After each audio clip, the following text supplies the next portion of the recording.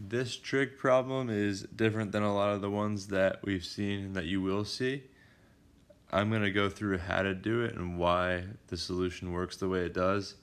There's a long way to do that, and there's a really short rule that you can use. So if you're not interested in learning why, you could skip kind of towards the end of this video and see how to actually do this really quickly. If you want to know how this works and why it works, you can listen to the first part.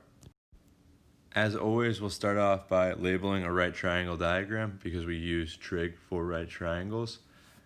I'm going to label this angle A, which represents the 40 minus x in the parentheses there. I'll put that right here. And I'm going to label in a different color, and I'm doing this for a specific reason. A different color will be B. That will be 3x. That will be over here, which makes the right angle C. There's a few key parts to understanding this problem. The first one, and it's kind of random, is that we know that A plus B plus C is equal to 180 because the angles in a triangle add to 180.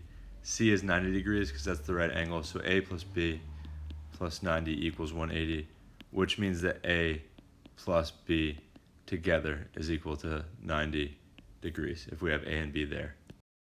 Just note that A and B are only going to add to 90 degrees if they're part of the same triangle. So we have to show why those two angles are part of the same triangle. So that's what we'll do next.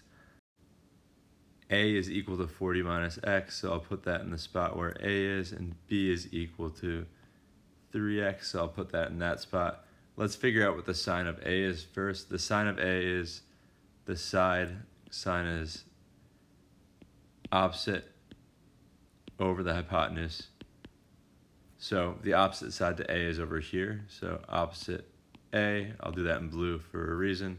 The hypotenuse is always across from the right angle. I'll do that in green. And the adjacent to A is the side next to A. That's adjacent to A is side AC. Now for B, the side opposite B is AC as well. Opposite B. So adjacent to angle A and opposite angle B are the same thing. And the side adjacent to B is the same thing as the side opposite to A. So it's key to understand that relationship right now. To make this easier to see, I'm going to give side AC the name M. I'll do that in violet. And I'm going to give side BC the name N. So now sine of A is equal to the side opposite A, which for us, opposite A is N, divided by the hypotenuse, which is the hypotenuse forever and always. The cosine of B